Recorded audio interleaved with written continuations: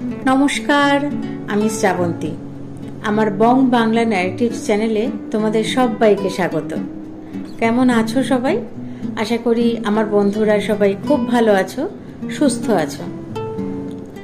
অন্যান্য দিনের মতো আজকেও গল্পের ঝুলি নিয়ে চলে এসেছি তোমাদের সাথে বিভিন্ন ঘটনা শেয়ার করার জন্য।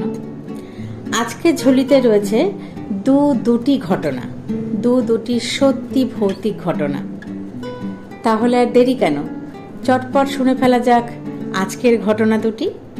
চলো ঘুরে আসি ভয়ের দুনিয়ায়। প্রথম ঘটনাটি আমার সংগৃহীত, আমি যেভাবে শুনেছি তোমাদেরকে সেভাবেই শেয়ার করার চেষ্টা করছি। আমার মা তখন অনেক ছোট। মায়ের এক কাকিমা হঠাৎ মাথায় গন্ডগোল ধরা পড়ে। তার দুজন ছোট ছোট মেয়ে ছিল। প্রথমে অবশ্য উনি ভালোই ছিলেন, পরে কোনো কারণবশত ওই রকম হয়ে যায়। এরপর একদিন পুকুরে যাওয়ার নাম করে রেল লাইনে মাথা দিয়ে আত্মহত্যা করে। এর আগেও নাকি অনেকবার চেষ্টা করেছিল, কিন্তু কেউ না কেউ দেখে ফেলে। কিন্তু এবার আর শেষ রক্ষা হলো না। আরপিএফের একজন অফিসার আমার দাদুর বন্ধু হওয়ায় লাশ পেতে খুব একটা অসুবিধা হয়নি। যাই হোক, অপঘাতে মৃত্যুর ৪৫ দিন পর গয়াতে পিণ্ডদান করে আত্মার শান্তি দেওয়া হয় নিয়ম অনুযায়ী। তবে এই ৪৫ দিন নাকি প্রচণ্ড উৎপাত করে। আমার মামা বাড়িতেই তখন সবাই একসাথেই থাকতো, আর বাড়ির পিছন দিকে একটা বিরাট বাগান ছিল। এখন অবশ্য ভাগ বাটোয়ারা হয়ে গিয়েছে, আর আগের মতন কিছু নেই। তো মাদের অনেক বড় ফ্যামিলি ছিল, আর কাকারা বাগান বাড়ির পিছনে থাকতো।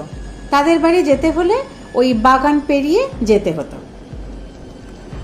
তো যেদিন মারা যায়, সব পুরুষ মানুষরা মরা পড়াতে শ্মশানে যায়, এবং মহিলারা পুকুরে হাঁড়ি কড়াই নিয়ে স্নান করে হাঁড়ি কড়াই পরিষ্কার করে ফিরে এসে সবাই যে যার মতো হালকা খাবার খেয়ে শুয়ে পড়ে। মাঝরাত্রে হঠাৎ খুটখুট করে কড়া নাড়ার আওয়াজ হলো। সবাই একটা ঘরেই শুয়েছিল, তাই চোখ বন্ধ করলেও ঘুমায়নি কেউই। আওয়াজ হতেই সবাই সবার মুখ চাওয়াচাওয়ি করে, কারণ ঘরেই তো সবাই আছে, তবে কে করে নাড়ে? যাই হোক, মায়ের ঠাকুমা ছিল সব থেকে বয়সে বড়। সে বুঝতে পেরে হঠাৎ জোর গলায় বলে ওঠে, নিজে তো গেলি, এখন আবার কেন জ্বালাতে এলি? যা, দূর হ এখান থেকে, যা। একথা বলতেই আশ্চর্যভাবে আওয়াজ বন্ধ। এরপর ২-৩ দিন আর কোনো কিছুই হয়নি। তারপর হঠাৎ মাঝরাতে ঝাঁটার আওয়াজ, খড়খড় করে কেউ যেন উঠোনে ঝাঁট দিচ্ছে। বাইরে বেরিয়ে এসে দেখি কেউ নেই। তারপর বাগান বাড়ির পিছনে যারা থাকতো তাদের বাড়িতে খাবার নিয়ে যাচ্ছিল আমার এক মাসি। বাগানে একটা টগর ফুলের গাছ ছিল। সামনে যেতেই খাবারের জায়গাটি হঠাৎ উল্টে যায়, এবং খনা গলায় কেউ বলে ওঠে, খাবার পৌঁছানো হচ্ছে, আর আমি কি খাবো কেউ ভেবেছিস? মাসি তো ঘেমে নে কেঁদে কেটে অস্থির, কোনো ক্রমে মুড়িবাচি করে দৌড়ে ঘরে চলে আসে। এবার মায়ের ঠাকুমার খুব রাগ হয়। সে বলে, বেঁচে থাকতে তো শান্তি দিল না কাউকে, এখন মরে গিয়েও ছেলে পুলেদের ভয় দেখাচ্ছে, এর একটা বিহিত করতেই হবে। তারপর বাড়ির কুলপুরোহিত মহাশয়ের ডাক পড়ে। তিনি বলেন, অপঘাতে মৃত্যু, তাই আত্মা শান্তি পায়নি। তারপর ঘরে যাগযজ্ঞ করিয়ে গয়াতে পিণ্ড দান করা হয়। এরপর আর কোনোদিন কিছু হয়নি সেরকম আর। তো এই ছিল আমার আজকের প্রথম ঘটনা। বেশ ক্রিপি, খুব বেশি বড় নয় ঘটনাটি, কিন্তু বেশ ভয়াবহ। সত্যি এরকমটা আমার জানা ছিল না যে ৪৫ দিনের মধ্যে অপঘাতে মৃত্যু হলে গয়াতে পিণ্ডদান করতে হয় বা কিছু। গয়াতে পিণ্ডদান করার ব্যাপারটা জানতাম, কিন্তু ৪৫ দিনের মধ্যের ব্যাপারটা আমার জানা ছিল না। তো এই ৪৫ দিন খুব উপদ্রবের মধ্যে কাটাতে হয়, সেটাও এই ঘটনার মাধ্যমেই জানতে পারলাম। সত্যি খুবই ভয়াবহ। আর দেরি না করে এবারে সরাসরি চলে যাচ্ছি আমার দ্বিতীয় ঘটনায়। ঘটনাটি পাঠিয়েছে প্রশান্ত সাহা, হুগলি থেকে। ও যেভাবে ঘটনাটি পাঠিয়েছে আমি সেভাবেই তোমাদের সাথে ঘটনাটি শেয়ার করছি। দিদি, আমি হুগলি থেকে প্রশান্ত সাহা তোমাকে ঘটনা পাঠাচ্ছি। তোমার উপস্থাপনা আমার খুব ভালো লাগে, তাই আমার সাথে ঘটে যাওয়া একটি সত্য ঘটনা তোমার সাথে শেয়ার করলাম। যদিও ঘটনাটি খুব বেশি বড় নয়, তাও তোমার কণ্ঠে শোনার ইচ্ছে রইল। এবার মূল ঘটনায় আসি। ঘটনাটি ২০১৬ সালের। আমি তখন ক্লাস 11-এ পড়ি। বিভিন্ন জায়গায় টিউশন পড়তে যেতাম। তো এরকমই আমি ইতিহাস পড়তে এক স্যারের বাড়ি যেতাম। স্যার সপ্তাহে 2 দিন সন্ধে 7:30 থেকে পড়াতেন।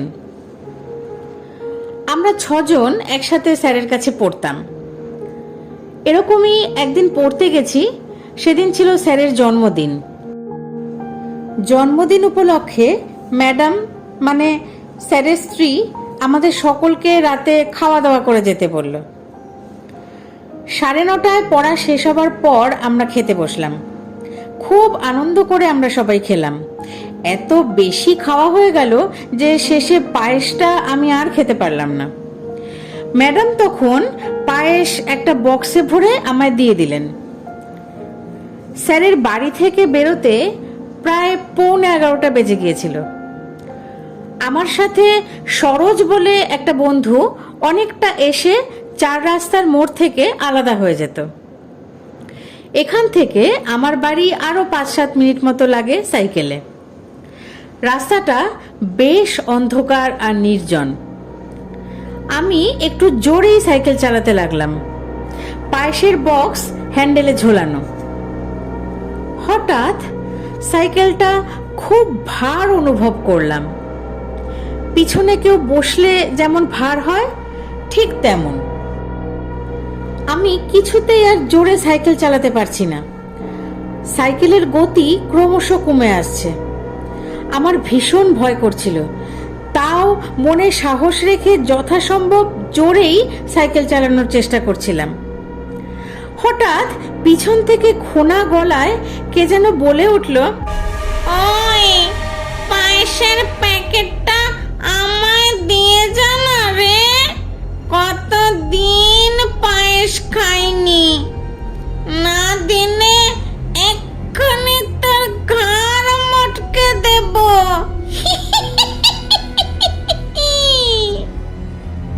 এ কথা শোনার পর আমি আর স্থির থাকতে পারলাম না। বাবা গো, মা গো বলে পায়েসের প্যাকেটটা ছুঁড়ে ফেলে দিয়ে ঊর্ধ্বশ্বাসে সাইকেল ছোটাতে লাগলাম। অদ্ভুতভাবে সাইকেলটাও হালকা হয়ে গেছিল। বাড়ি পৌঁছে খুব হাঁপাচ্ছিলাম আর ঠক ঠক করে কাঁপছিলাম। বাবা মাকে সব ঘটনা খুলে বললাম। এরপর 2 দিন বেশ জ্বর ছিল আমার। মা বলল, ঠাকুরের কৃপায় আমি সেদিন জোর বাঁচা বেঁচে গেছি। পায়েসের বক্স না ফেলে দিলে কি হতো কে জানে। তারপর থেকে আমি আর কোনো দিন ওই রাস্তা দিয়ে খাবার নিয়ে রাত করে বাড়ি ফিরি না। দিদি, এই ছিল ঘটনা। তুমি সবাইকে শোনালে আমি খুব খুশি হব। দিদি, তুমি খুব ভালো থেকো। অসাধারণ অসাধারণ একটি ঘটনা। সত্যি ঘটনাটি কিন্তু খুবই ভয়াবহ বন্ধুরা। একবার নিজেদেরকে সেই জায়গায় কল্পনা করে দেখো। মাত্র ক্লাস 11-এ পড়ে একটি বাচ্চা ছেলে, সে অত রাত্রে একটা নির্জন রাস্তা দিয়ে ফিরছে এবং ওই রকম পরিস্থিতির সম্মুখীন হচ্ছে। হঠাৎ তার সাইকেলটা খুব ভার হয়ে যায়, তার সাইকেল চালাতে কষ্ট হয়। একটা বাচ্চা ছেলে ফাঁকা রাস্তায় সম্পূর্ণ একা, এবং হঠাৎ করে পিছন থেকে তার পায়েসের বক্সটা কেউ চায়। তার বক্তব্য পায়েসের বক্সটা ফেলে না দিলে হয়তো তার সাথে অনেক কিছুই হতো। জানি না, অনেক ক্ষেত্রে এমন ঘটনাও আমি এর আগে শুনেছি। খাবার নিয়ে আসছিল, সেই সময়তে পিছন থেকে কেউ খাবার চেয়েছে, কিন্তু এরকমও শুনেছি যে খাবারটি যদি সেদিনকে দিয়ে দিত তাহলে হয়তো তার অনেক ক্ষতি হতো, তার পিছন পিছন তার বাড়ি চলে আসতো। আবার এরকমও ঘটনা শুনলাম যে পায়েসের বক্সটা ফেলে দেওয়ার সাথে সাথেই ওর সাইকেলটাও হালকা হয়ে গেল। মানে পিছনে যে অতৃপ্ত আত্মার উপস্থিতি ঘটেছিল, সে হয়তো সাইকেলটা ছেড়ে দিল তখন, সেই কারণে সাইকেলটা হালকা অনুভব করেছিল প্রশান্ত। যাই হোক, আমার দুর্দান্ত লেগেছে আজকের দুটো ঘটনাই। তোমাদের কেমন লাগলো আমাকে প্লিজ কমেন্ট করে জানিও। আর আমার ঘটনা পাঠ যদি তোমাদের ভালো লাগে তাহলে লাইক, কমেন্ট, শেয়ার করতে ভুলো না। তোমরা কিন্তু ঘটনা শুনছো বন্ধুরা, কিন্তু কেউ কমেন্ট করছো না, আমি খুব দুঃখ পাচ্ছি। প্লিজ আমাকে কমেন্ট করে তোমরা আরও বেশি করে উৎসাহিত করো। আর তোমাদের কাছে যদি এইরকম দুর্দান্ত দুর্দান্ত সব ঘটনা জানা থাকে বা তোমাদের বন্ধুবান্ধব, আত্মীয় স্বজনদের থেকে সংগ্রহ করতে পারো, তাহলে আমাকে পাঠিয়ে দিও। বং বাংলা ন্যারেটিভসের ডেসক্রিপশন বক্সে আমার ইমেল আইডি দেওয়া আছে। সেই সব ঘটনাগুলি আমি বাকি সব বন্ধুদের সাথে শেয়ার করে নিতে পারবো। তোমরা তো জানোই, সোমবার আর শুক্রবার সন্ধে 6টা মানেই বং বাংলা ন্যারেটিভসের তরফ থেকে দুর্দান্ত দুর্দান্ত সব ঘটনা। সেই সব ঘটনার সাক্ষী থাকতে আমার বং বাংলা ন্যারেটিভস চ্যানেলটিকে সাবস্ক্রাইব করে আমার পাশে থেকো। আজ তাহলে এই পর্যন্তই। আবার আরও দুর্দান্ত কিছু ঘটনা নিয়ে তোমাদের সামনে হাজির হচ্ছি আগামী দিন। সবাই খুব ভালো থেকো, সুস্থ থেকো। ধন্যবাদ।